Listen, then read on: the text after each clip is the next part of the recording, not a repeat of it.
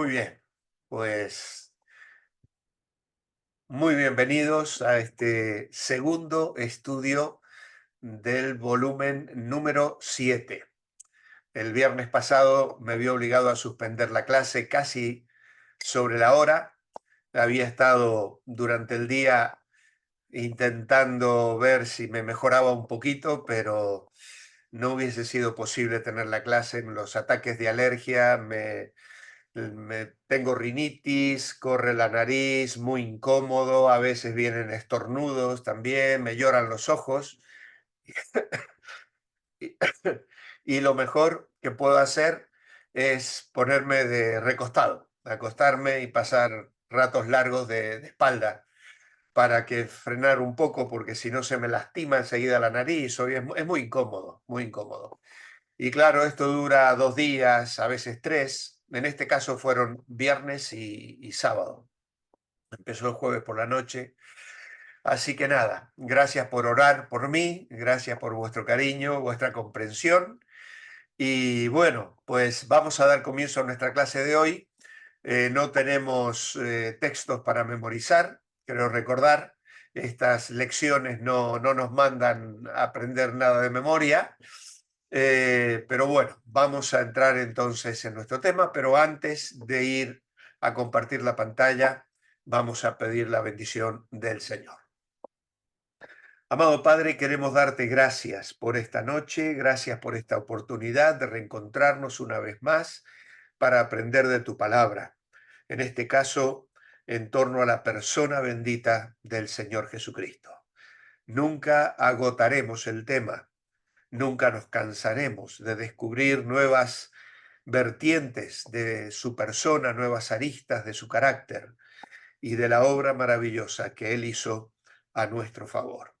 Señor, danos la luz del Espíritu Santo esta noche para poder entender tu palabra y también responder a esa enseñanza en nuestra vida personal.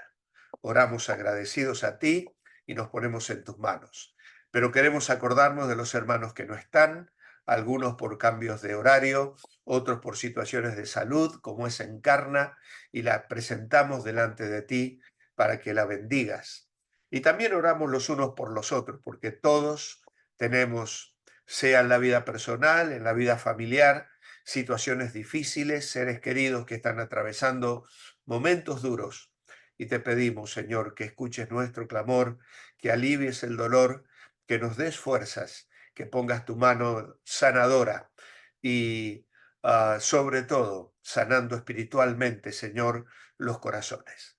En tus manos estamos, Señor, agradecidos a ti y oramos en el nombre del Señor Jesucristo. Amén. Amén. Muy bien. Bueno, ahí la tenemos a Basie. Muy bienvenida. Creo que está en un coche, si mal no me parece. Así que nada, tú conduce bien, ¿eh? No te distraigas si es que vas conduciendo. Muy bien. Vamos a compartir la pantalla entonces. Y ya la tenemos aquí, nuestra clase Creciendo en la Gracia. Nuestro tema es ¿quién es Jesucristo? Descubriendo la nueva vida en Cristo. Y nuestra segunda lección o paso número 2 es Jesús, el Cordero de Dios. Ya hemos visto una lección que nos describía la persona del Señor y que tenía unas, diríamos, enseñanzas muy directas en torno al Evangelio. Y obviamente que esta lección las va a tener también, porque el Cordero de Dios es el que, diría Juan el Bautista, quita el pecado del mundo. Ahora bien, ¿cuáles son las declaraciones y qué respuesta vamos a darles? Son bastante sencillas. La primera dice, en tiempos antiguos usaban un cordero como sacrificio por el pecado. Creo que esto es obvio, ¿no? Aquellos que somos evangélicos o que tenemos la Biblia, sabemos que esto es algo muy común en la etapa del Antiguo Testamento. Pero tendríamos que señalar que la idea del sacrificio comienza en Génesis. Y aunque la Biblia no lo relata, pero se nos dice que Dios proveyó vestiduras a nuestros primeros padres que estaban avergonzados, que se habían escondido, que habían tejido hojas de higuera porque habían descubierto que estaban desnudos. Y nos dice la Escritura que el Señor los vistió con pieles, lo cual significa que debió existir un sacrificio de por medio para que esas pieles pudieran cubrir la desnudez y la vergüenza de Adán y Eva. Así que desde tiempos antiguos usaban un cordero como sacrificio por el pecado. En cuanto comenzamos a recorrer las páginas de la Biblia, ya encontramos a Abel y Caín. Y también es un tema interesante, a veces muy discutido, el hecho de que Dios mirara con agrado el cordero, la ofrenda sacrificial que había traído Abel y no los frutos de la tierra, que es lo que Caín había traído. Ya sabemos cómo siguió la historia, la triste historia del primer asesinato. La segunda declaración dice, la Biblia dice que Cristo fue llevado al matadero como un cordero. Y sí, la palabra de Dios lo dice claramente que Él fue llevado como un cordero inocente. Lo anticiparía Isaías en el capítulo 53 y luego sería repetido especialmente por el apóstol Pedro en su primera carta. La tercera declaración dice, para entrar al cielo hay que tener tu nombre o su nombre escrito en el libro de la vida del Cordero. Y obviamente que esta respuesta también es verdadera porque, como vamos a ver casi al finalizar esta lección, miraremos la cita concreta donde la palabra de Dios nos asegura la necesidad de estar escritos en ese libro de la vida. Muy bien. Una niña llamada Elizabeth padecía una rara enfermedad y su única esperanza de recuperación era una transfusión de sangre de su hermanito de 5 años. Milagrosamente él había sobrevivido a la misma dolencia y su sangre tenía los anticuerpos necesarios para combatir la terrible enfermedad. El doctor explicó esto al pequeño y le preguntó si estaría dispuesto a donar su sangre a su hermana mayor. Pensó un momento y dijo, sí, salvaría a mi hermana Elizabeth. Le daré mi sangre. Luego, en una cama junto a ella, y mientras su sangre comenzaba a fluir en el cuerpo de su hermana, sonrió al ver el color regresar a la cara pálida de Elizabeth. Entonces desapareció la sonrisa de su cara y con su voz suave preguntó al médico, ¿comenzaré a morir inmediatamente? Claro, siendo pequeño, el niño no había entendido al doctor. Creía que iba a dar toda su sangre a Elizabeth, pero aún así estaba dispuesto a sacrificar su vida por ella. En esta lección veremos otro sacrificio, el más grande de la historia. Bueno, esta historia que acabamos de leer es una historia que yo he leído ya y me ha llegado a mí en otras ocasiones, incluso la he usado en alguna ocasión para describir el amor, ¿no? La entrega, la disposición de este niño de dar su vida por su hermana mayor. Él entendía que dar la sangre era dar la vida y no tuvo reparos, ¿eh? Tanto era el cariño por su hermana. Ahora bien, vamos a entrar a describir otro sacrificio al que Juan llamó el Cordero de Dios. Juan 1:29 dice que al día siguiente vio Juan a Jesús que venía a él y dijo, he aquí el Cordero de Dios que quita el pecado del mundo. Bueno, para entender el significado de la frase Cordero de Dios hay que volver al Antiguo Testamento, donde los judíos usaban corderos como sacrificios por sus pecados. Por ejemplo, en Levítico 4:32, que dice, y si por su ofrenda por el pecado trajere cordero, hembra sin defecto traerá. Cuando estaban esclavizados en Egipto, Dios mandó 10 plagas para convencer a Faraón que dejara ir a los israelitas. La última plaga consistía en la muerte del hijo mayor de cada familia de Egipto, pero para salvar a sus hijos los judíos sacrificaron un cordero y rociaron la sangre sobre la entrada de su casa. Eh, Celebraron la Pascua, fiesta que a día de hoy ellos siguen celebrando y que se cumplió de una manera extraordinaria con la muerte de Cristo precisamente en medio de esa fiesta. Hay algunos puntos que quiero señalar, tomados de un hermoso comentario bíblico que tengo y que deseo sea de bendición para vosotros, como lo es para mí. En primer lugar, decir que el Cordero proporciona un sacrificio. Si estáis tomando nota, os sugiero que apuntéis esa frase. No me he dado cuenta, pude ponerla en una diapositiva, pero a veces con tanto trabajo algunas cosas se me escapan. Así que podéis tomar nota. El Cordero proporciona un sacrificio. Este relato de Juan eh, tuvo lugar pocos días antes de la celebración anual de la Pascua. Eso lo podemos leer en Juan capítulo 2 y versículo 13.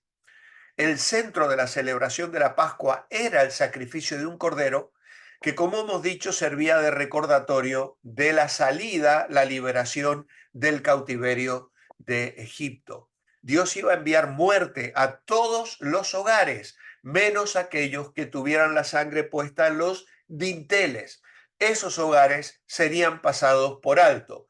Y esto los judíos lo recuerdan cada año en Jerusalén, y por eso cada familia lleva un cordero al templo para ser sacrificado en el altar.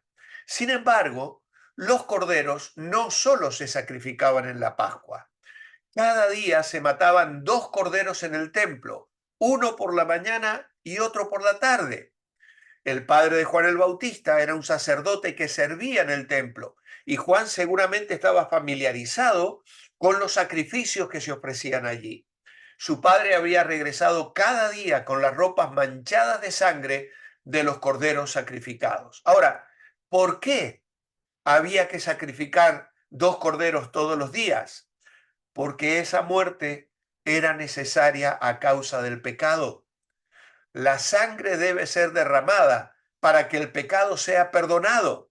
Y estos corderos señalaban al que sería enviado por Dios para derramar su sangre una vez, para siempre. Lo explicará Hebreos capítulo 7 y versículo 27. Así que había que proporcionar un cordero.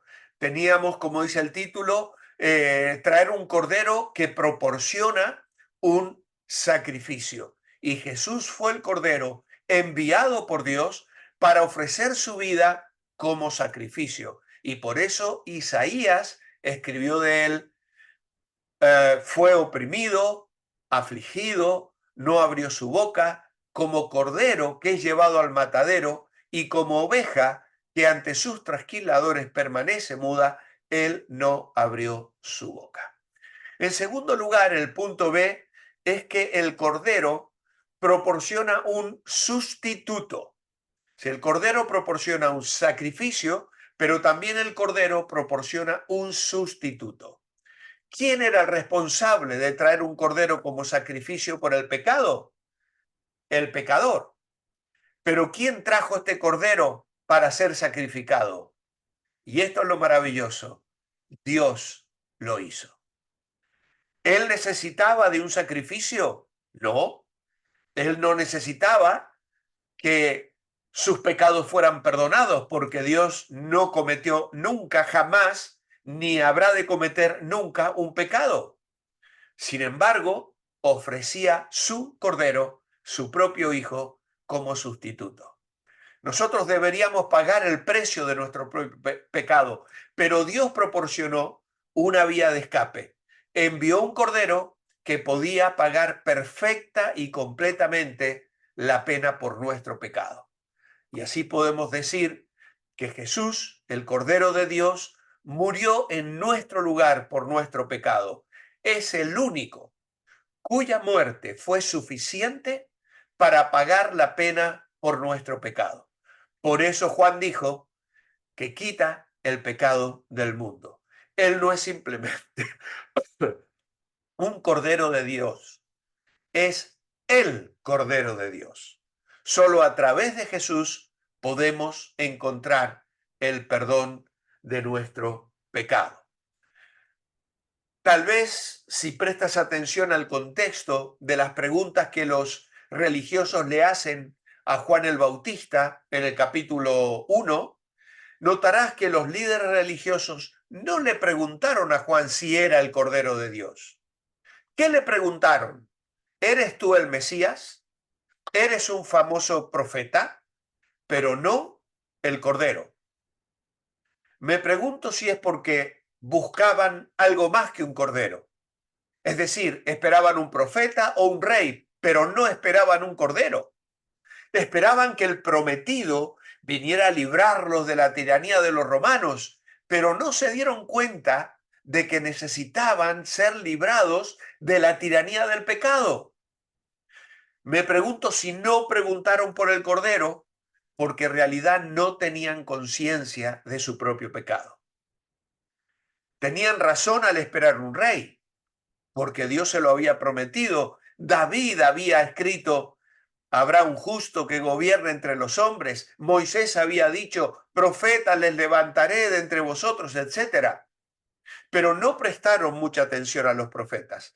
Antes que el rey subiera al trono, primero debía pasar en el altar. Antes de venir como líder conquistador, debía venir como cordero crucificado. Lo único que le interesaba a los líderes religiosos era ver al león de Judá. Y por sus ansias y su expectativa errónea, no vieron al que vino primero como el Cordero de Dios. John Piper, que es un famoso predicador americano, escribe sobre esto y dice: el león de Judá venció porque estaba dispuesto a actuar como cordero. Entró en Jerusalén el domingo de Ramos como un rey de camino al trono y salió de Jerusalén el Viernes Santo como un cordero de camino al matadero. Expulsó a los ladrones del templo como un león que devora a su presa y luego al final de la semana entregó su majestuoso cuello al cuchillo y sacrificaron al león de Judá como a un cordero de sacrificio. Pero más tarde vamos a Apocalipsis 5 y vislumbramos allí brevemente la adoración de Jesús en el cielo. ¿Y qué oímos? El león de la tribu de Judá ha vencido.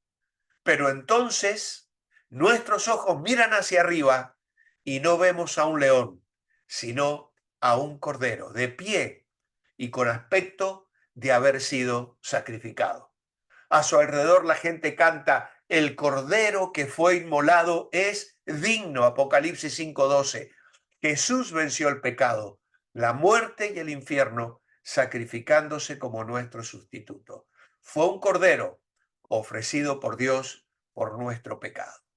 Así que el cordero proporciona sacrificio, el cordero proporciona sustituto porque fue nuestro sustituto. No podíamos nosotros morir como corderos ni pagar por nuestra salvación, pero Él fue el que nos sustituyó. Y finalmente el cordero proporciona satisfacción. Aquí tenéis otro apartado, punto C. El cordero proporciona satisfacción. El sacrificio de Jesús satisface plenamente las exigencias de la justicia. Tu pecado y el mío exigen castigo, pero la muerte de Jesús cumple el castigo que exige la justicia. Dios es misericordioso y bondadoso, pero también es justo y santo. Debido a su justicia, nosotros como pecadores viles, sucios, impuros, no podemos entrar en su presencia. Además, su santidad exige que su justa ira se derrame sobre el pecado. Como pecadores, somos objeto de la ira de Dios esperando un día en el que la furia de Dios se derramará sobre nosotros.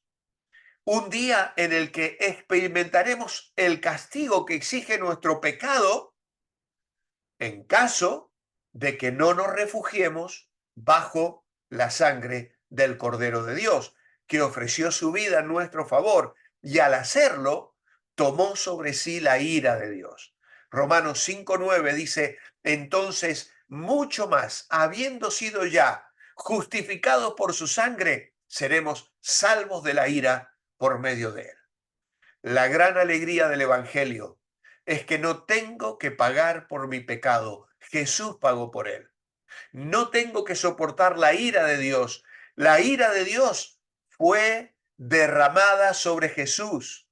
Jesús vino a quitar el pecado del mundo, a satisfacer completamente la justicia de Dios. Nuestro pecado ya no puede ser considerado contra nosotros. Por eso el mensaje de Juan era un mensaje de esperanza. No tenemos otra esperanza que correr a Cristo y no necesitamos otra esperanza. A través del sacrificio de Jesús, nuestro pecado ha sido eliminado para siempre. Nuestra culpa ya no permanece. Somos libres del poder y del castigo del pecado. Qué bendición, amados hermanos. Antes de ayer estaba visitando a una familia que ha comenzado a venir a la iglesia y esta familia estaba sola mujer, las hijas estaban en otra habitación, pero le pregunté, hermana, si usted muere esta noche y se presenta delante de Dios, y Dios le dice, ¿por qué debo dejarte entrar al cielo? ¿Tú qué le responderías? Bueno, ella se quedó pensando y dijo, bueno, yo soy buena persona. Yo trato de ayudar a todo el que puedo. Yo trato de hacer buenas obras. Y yo le dije, hermana, mala cosa, mala cosa. Porque no nos valen nuestras buenas obras. La única razón por la que usted o yo podemos entrar al cielo es porque hubo otro que pagó por nuestro pecado. Cristo murió en nuestro lugar. Y esa es la única razón. Yo hago buenas obras, pero no para entrar al cielo, sino porque ya tengo asegurado el cielo. Hago buenas obras porque Cristo vive en mí, porque el Cordero de Dios derramó su sangre para que mi pecado fuera quitado. Y ahora yo puedo argumentar delante del Padre que hay un sustituto que lo proveyó Él, el Padre, que me sustituyó en el castigo que yo merecía y que satisfizo plenamente las demandas de la santidad de Dios. Y bajo la cobertura de su obra y de su sangre, tengo acceso a la presencia de Dios. Desde el tiempo de Adán, los hombres, bueno, acá me falta algo, a ver qué ha pasado. Bueno, me he saltado el punto 2, lo lamento, ¿qué puede haber pasado aquí? Bueno, y eso que lo repasé hoy y no me di cuenta que faltaba esto. Pero lo voy a leer, vosotros lo tenéis delante también, supongo. Desde el tiempo de Adán, los hombres han sido secuestrados por el pecado. ¿Cuál fue el precio de nuestro rescate? ¿Oro y plata? No. Según 1 Pedro 1:18, el precio era mucho más alto, 18 y 19. Dice, sabiendo que fuisteis rescatados de vuestra vana manera de vivir, la cual recibisteis de vuestros padres, no con cosas corruptibles como oro o plata, sino con la sangre preciosa de Cristo, como de un cordero sin mancha y sin contaminación. Así que según 1 Pedro el precio era mucho más alto. Y el verso 19 dice que fuimos rescatados de nuestra vana manera de vivir por la sangre preciosa de Cristo, ¿eh? Sino con la sangre preciosa de Cristo como de un cordero sin mancha y sin contaminación. Como sabéis, en la antigüedad un esclavo era redimido cuando alguien pagaba el dinero para comprar su libertad. Dios pagó nuestro rescate para librarnos de la tiranía del pecado, no con dinero, sino con la sangre preciosa de su Hijo. Y ese sacrificio por nuestros pecados no fue algo que se le ocurrió a Dios una vez que creó el mundo y cuando vio que nos rebelábamos contra Él. La Biblia nos dice que era un plan establecido por el Dios omnisciente y eterno antes de que el mundo fuera creado. El verso 20 dice, ya destinado desde antes de la fundación del mundo, pero manifestado en los postreros tiempos por amor a vosotros. Así que, qué bendición debió ser para los creyentes judíos enterarse de que la venida de Cristo y su obra de salvación fueron planeados por Dios mucho antes de que empezara el mundo. Y eso les dio la seguridad de que la ley no fue descartada porque no dio resultado, sino porque tanto la ley como la venida de Cristo eran parte del plan eterno de Dios. Y Primera de Pedro 2:24 explica que Cristo llevó nuestros pecados en su cuerpo sobre el madero, sobre la cruz. Nuestro sacerdote no nos costó nuestro rescate no nos costó nada a nosotros, pero para Jesús el precio fue sumamente caro. Él tuvo que dar su vida y recibir sobre sí el castigo que cada uno de nosotros merecía. Ahora sí tenemos el punto 3. Isaías 53 nos dice que aquí se presenta a Cristo como el Cordero de Dios, aunque dio su vida por nosotros. ¿Cómo lo trataron? Bueno, el pasaje creo que todos lo conocemos bien. Despreciado y desechado entre los hombres, varón de dolores, experimentado en quebrantos, fue menospreciado, no lo estimamos. Le tuvimos por azotado, por herido de Dios y abatido, ¿eh? Molido por nuestros pecados. El castigo de nuestra paz fue sobre él.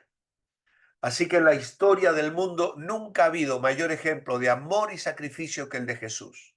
Y a pesar de esto, su sacrificio fue despreciado por la mayoría. ¿Es diferente hoy? Pues tristemente tenemos que decir que no, que nada ha cambiado. Nada ha cambiado. Siguen rechazándolo. Unos se burlan, otros son indiferentes y la mayoría son incrédulos.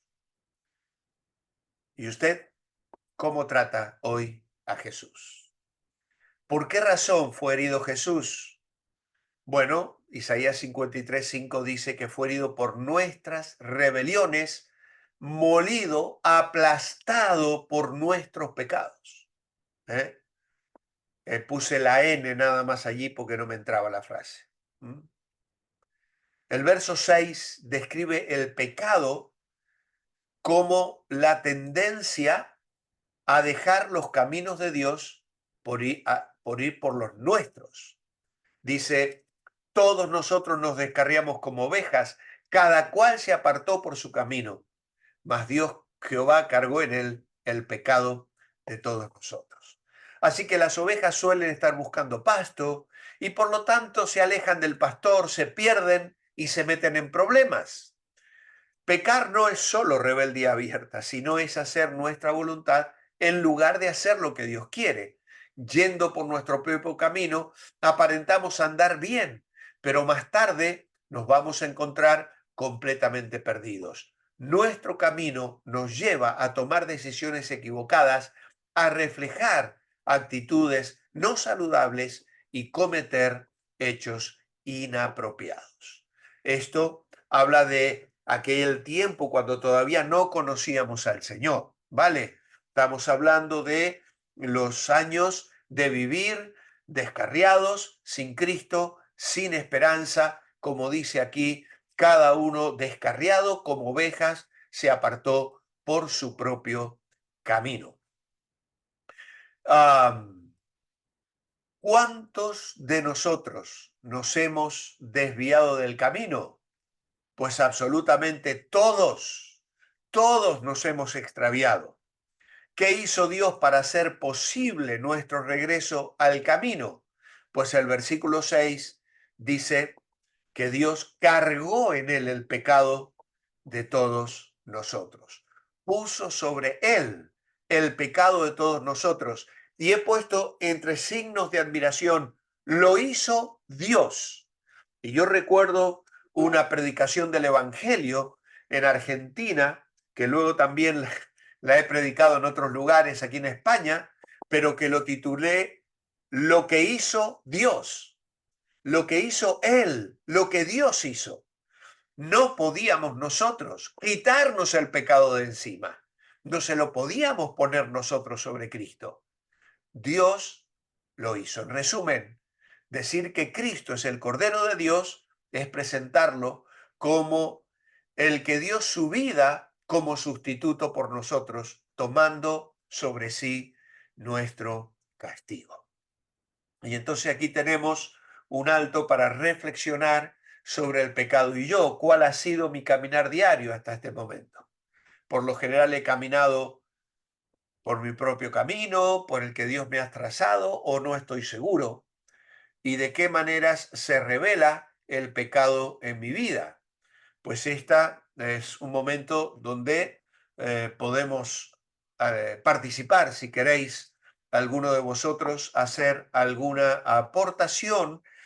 Esto, como ya he dicho, tiene un carácter evangelístico, son lecciones pensadas también para personas no cristianas. Nosotros ya venimos casi todos, creo, de una andadura de fe, de temor de Dios, pero bueno, creo que sería interesante si alguno se atreve a compartir en qué manera se reveló el pecado en su vida, cómo fue el momento cuando vio su pecaminosidad y cuando entendió que el Cordero de Dios estaba siendo el sustituto provisto por Dios para quitar el pecado. Si alguien quiere abrir su micrófono y compartir, Yo ahí está quiero Leonela. decir, hermano Watt,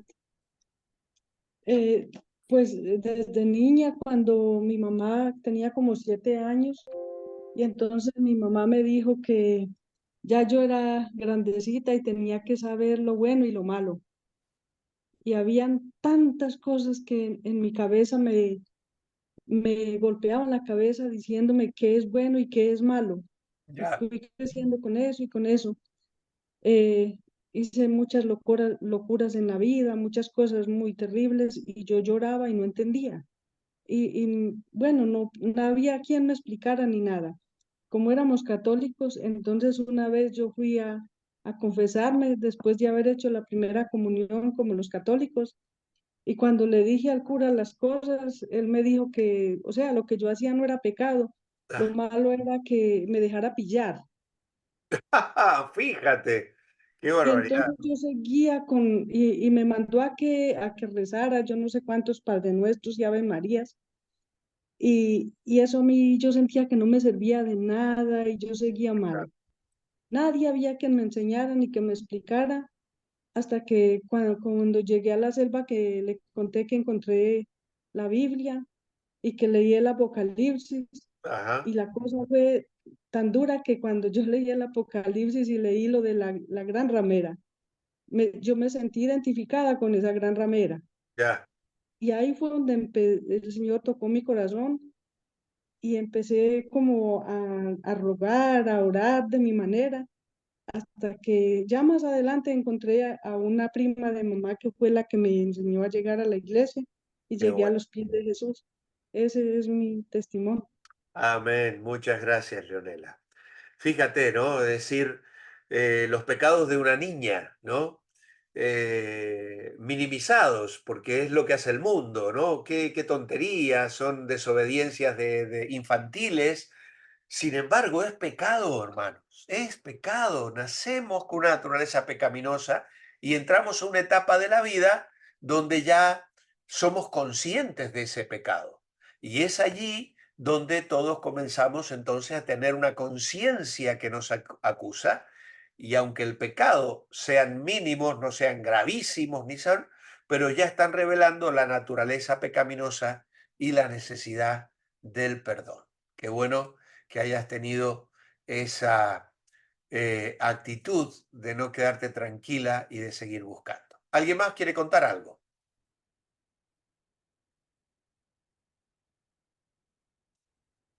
Vale, muy bien. Entonces, continuamos. Medite, dice, en su condición de persona caída y en el gran sacrificio del Cordero que hizo todo lo posible para rescatarle. ¿Mm? El Cordero en el porvenir. Bueno, aquí se nos lleva a Apocalipsis 12, 10 y 11, donde dice, entonces oí una gran voz del cielo que decía, ahora ha venido la salvación, el poder y el reino de nuestro Dios y la autoridad de su Cristo, porque ha sido lanzado fuera el acusador de nuestros hermanos, el que los acusaba delante de nuestro Dios día y noche, y ellos le han vencido por medio de la sangre del Cordero y de la palabra del testimonio de ellos, y menospreciaron sus vidas hasta la muerte. Esto nos habla de un tiempo futuro en el cielo cuando los creyentes tendrán victoria sobre Satanás. ¿Qué es lo que nos da la victoria sobre el diablo? Bueno, el versículo 11 dice claramente que ellos le han vencido por la sangre del Cordero y por el testimonio de ellos. Qué importante, qué interesante. A mí me ha llamado mucho la atención al preparar la lección este apartado precisamente, ¿no? Bueno, algunos creen que hasta este momento Satanás tenía acceso a Dios. Si vamos a Job 1:7, vamos a ver a Satanás presentándose delante de los ángeles, delante de Dios, con los hijos de Dios y acusando a Job, ¿no? Y se produce todo aquel diálogo entre Dios y Satanás que le sugiere que Job teme a Dios porque le protege y lo que Satanás estaba sugiriendo era que Dios no era digno de ser amado, que él soborna a la gente para que la gente le ame, etcétera, etcétera, ¿no? De todas maneras, nosotros entendemos que el acceso está limitado. Luego, si vamos a otro pasaje más adelante, descubriremos que realmente ese acceso ya está limitado. Él jamás podrá acusar a su pueblo delante de Dios como hizo las acusaciones contra Job. ¿Por qué? Porque estamos de este lado de la cruz. ¿Eh? Estamos de este lado de la cruz. El golpe crítico a Satanás vino cuando el Cordero Jesucristo derramó su sangre por nuestros pecados.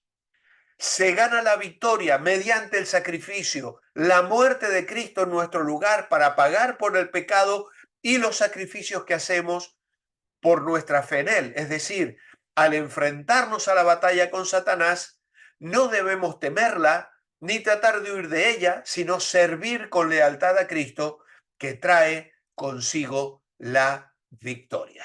Trae consigo la victoria. Apocalipsis 12:11 proporciona la base o fundamento de nuestra salvación a través de una hermosa y magnífica declaración. Los que siguen al Cordero, el Cristo de Dios, han vencido, se han hecho victoriosos sobre el dragón. ¿Y cómo hemos vencido? Pues por estos dos motivos de nuestra victoria: la sangre del Cordero y la palabra de nuestro testimonio. Y esto tiene que ver con nuestra fidelidad al Evangelio. Es decir, dar testimonio es compartir el Evangelio, abrazar el Evangelio, vivir el Evangelio. El poder de la sangre de Jesús es ciertamente suficiente para nuestro pecado. También es suficiente para la muerte de un mártir, por ejemplo. De hecho, la lealtad del Hijo de Dios al Cordero que derramó su sangre es atestiguada por su fidelidad incluso hasta la muerte. Este versículo declara bellamente que su amor por el Cordero fue mayor que su amor por su propia vida.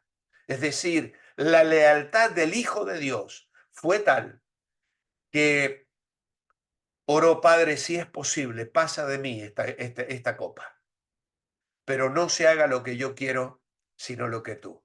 Y este versículo declara bellamente que su amor por el Cordero, por ser el Cordero, fue mayor que su amor por su propia vida. Sorprendentemente, la sangre de los mártires, incluso hoy los que están muriendo en la iglesia perseguida, no muestran el triunfo de Satanás, sino el triunfo de los santos, que ya su aceptación de Jesús y su obra en la cruz les proporciona la victoria sobre el pecado como sobre Satanás.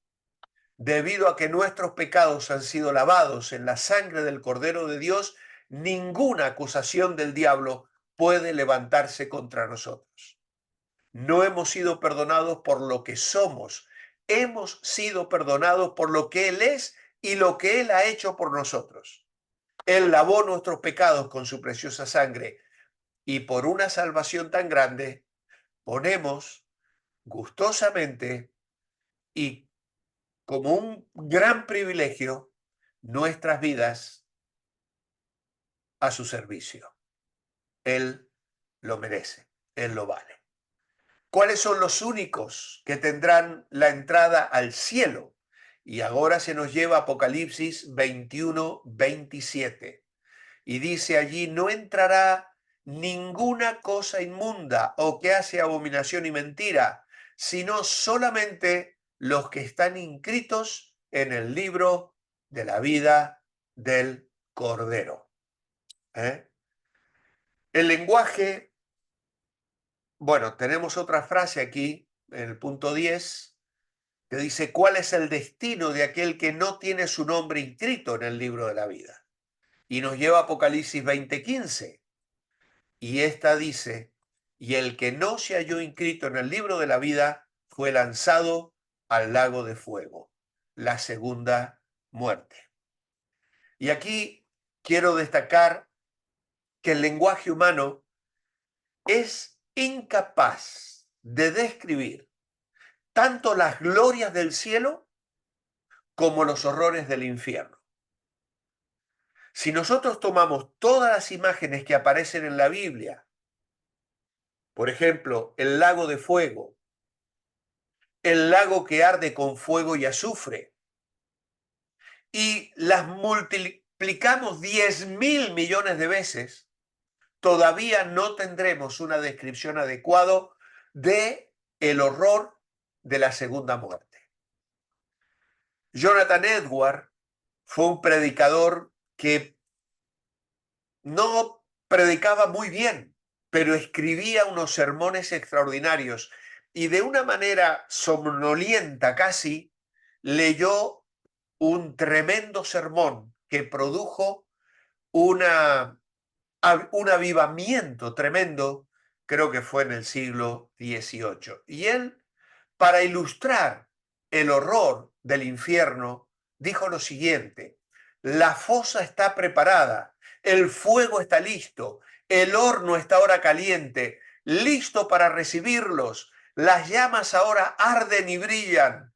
La reluciente espada está afilada y sostenida sobre ellos, y la fosa ha abierto su boca bajo ellos. Oh pecador, considera el temible peligro que corres. Y amados hermanos, los cristianos, yo creo que hablamos muy poco sobre el peligro del infierno. Y no para nosotros, porque ya hemos sido librados de él por la sangre de Cristo, sino para ser estimulados hacia ser fieles en las misiones, en la evangelización, en orar por nuestros seres queridos, vecinos y amigos que no conocen al Señor. Es un motivo indigno predicar sobre el infierno para asustar a la gente en la familia de Dios. Pero lo predicamos porque conmueve los corazones de los cristianos y crea dentro de ellos una preocupación por las personas perdidas. Ningún hijo de Dios redimido puede mirar a través de los ojos de las Escrituras el terrible destino de los perdidos y no tener una grave preocupación por los pecadores en su camino a la condenación eterna. El mandato del profeta cae sobre los hombros de un predicador que puede mirar a través de los ojos de esta gran doctrina a un mundo perdido, dijo un evangelista. La muerte y el Hades, es decir, el cuerpo y el alma unidos, son arrojados al infierno, el lago de fuego. Y esta es la segunda muerte, la muerte espiritual, la muerte eterna, separación permanente de Dios para siempre, solos, atrapados, encarcelados, sin salida, sin segunda oportunidad. A veces los incrédulos dicen, no, yo me quiero ir al infierno porque allí me lo voy a pasar bien. Allí va a haber fiesta en el infierno. Ya, una de las cosas más terribles en el infierno va a ser la soledad.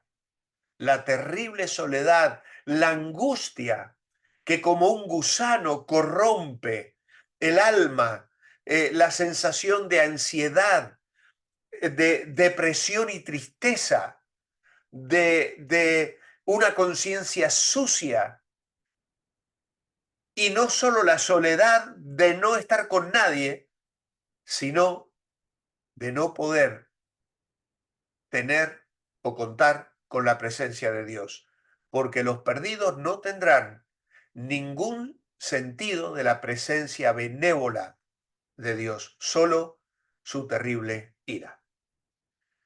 Y al encontrar sus nombres ausentes del libro de la vida, todos y cada uno son arrojados al lago de fuego.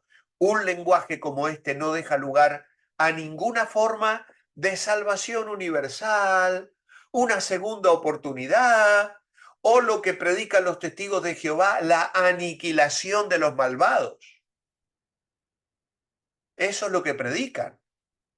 De hecho, conozco gente que ante el dolor de la muerte de un ser querido y lo terrible de pensar que se había ido al infierno, abrazaron la doctrina de los testigos de Jehová, porque ellos proponen la aniquilación, porque ellos dicen, ¿cómo un Dios de amor podrá durante toda la eternidad estar viendo a gente sufriendo en el infierno?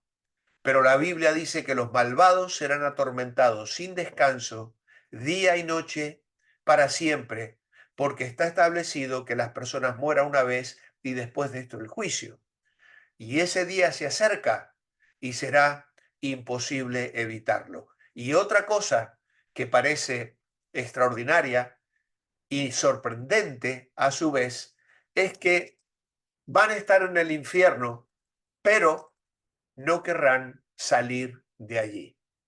Cuando Lázaro, el rico, le pidió a Abraham que mandara a Lázaro a avisarle a sus hermanos, no suplica por él, no le dice, Padre Abraham, ten misericordia, sácame de aquí, alíviame.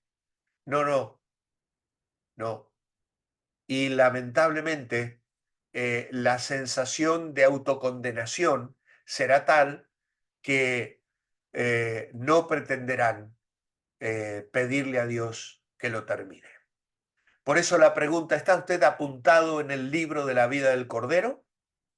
¿Hay algo que le detiene? ¿Qué es? Obviamente son respuestas personales. ¿Cómo puede uno inscribirse en el libro de la vida del Cordero? Por una sincera confesión de fe, motivada por un profundo y real arrepentimiento por el pecado. Y aquí se nos sugiere una hermosa oración que nos puede ayudar a inscribirnos en el libro de la vida del Cordero. Y dice, Señor, me doy cuenta que he caminado en mis propios caminos. Hay veces que te he ignorado creyendo que iba bien. Había otros tiempos cuando no quería hacer las cosas a tu manera, sino a la mía. Con todo esto me había perdido del camino. Sé que mis pecados son muchos y que no tengo nada para ofrecerte en pago por ellos. Lo único que puedo decir es, estoy arrepentido. Gracias por mandar a Jesucristo como un cordero, un sacrificio perfecto y suficiente por mis pecados. Creo que Él murió por mis pecados y que resucitó. Y en este momento lo acepto como el cordero que dio su vida en sacrificio por mí. Gracias por perdonarme y por darme la vida eterna. Sinceramente, uno que antes estaba perdido. Es una hermosa oración de entrega que la puedes usar para pasársela a alguien si a veces no sabemos cómo ayudar a alguna persona a aceptar a Cristo en su corazón. Ahí tienes una hermosa oración y le puedes sugerir que la haga, la puedes repetir tú e invitarle a que la repita contigo, y creo que puede darnos una hermosa salida para poder guiar personas a los pies de Jesucristo. Que el Señor nos bendiga y aplique estas verdades tremendas y motive nuestros corazones al evangelismo, a la oración por nuestros seres queridos que todavía no comparten nuestra fe porque les espera un trágico destino. Que el Señor nos bendiga.